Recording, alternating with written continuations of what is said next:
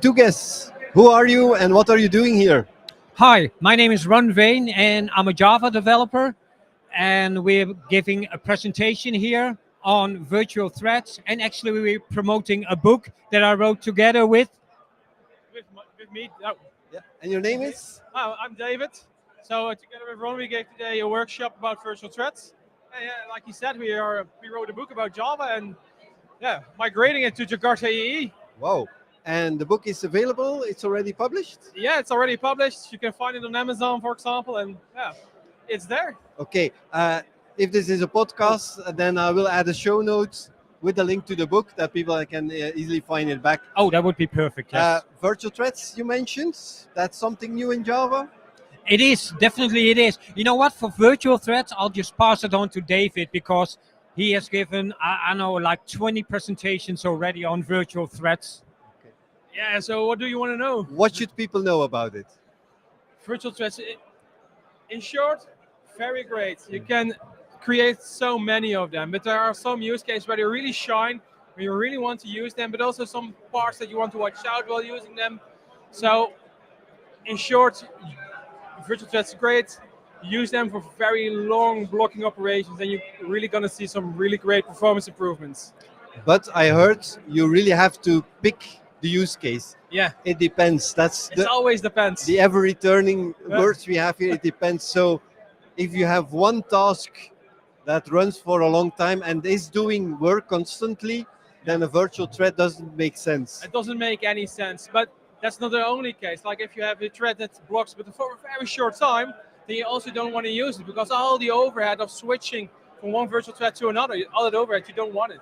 Yeah. So where do you use it? Where you are waiting for a reply from a an database, for HTTP? example, or Or a database. a web request. Those examples, when you make a REST call, that's when you want to use virtual threads. Okay. There's a lot of topics today. Yeah. What are you looking forward to? What did you already see? What do you want to see here? Well, the opening was very nice, and I'm really looking forward to the Foojay session later this day. So. A Foojay session. Oh yeah, we have a Foojay session. And for you? Yeah, I think it's a bit the same. There's quite some interesting sessions. There's also Yeah. we just missed Ivar's talk because he talked about Jakarta 11, which is of course also around the corner, which isn't in our book yet. And just to get back to the book a bit, you know, you want to promote it. I hear. no, it's not just that because I think a lot of people are underestimating that. You know, moving from Java EE to Jakarta EE can still be a big step.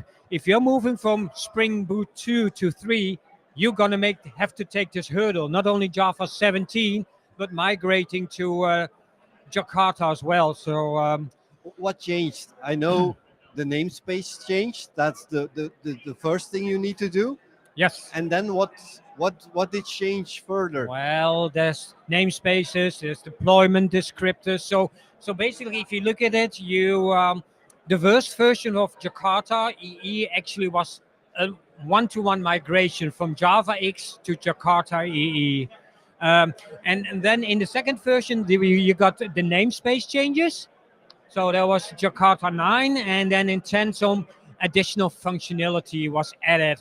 Not that very, okay, there was like support for UUIDs in JPA and stuff like that. So there were some changes in there. I think the real big change is going to come in 11, where we're going to see Jakarta persistence, which has definitely got some improvements.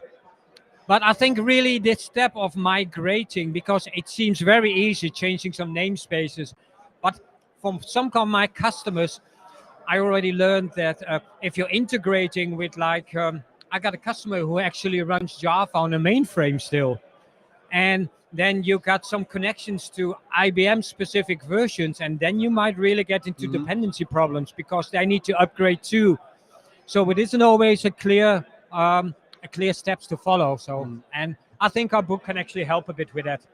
Okay. And are there other talks that you want to see also?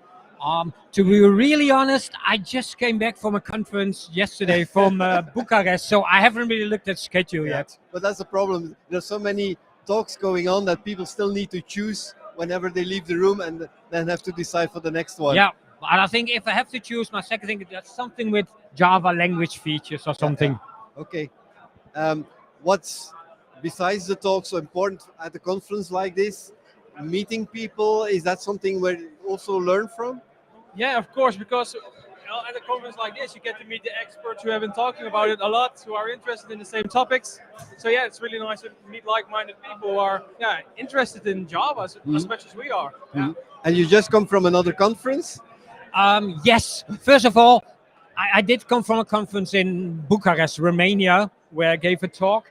But I think this is really what I really like about. I've been in Java for 20 years, like, and there I see Roy Wasser and stuff like that.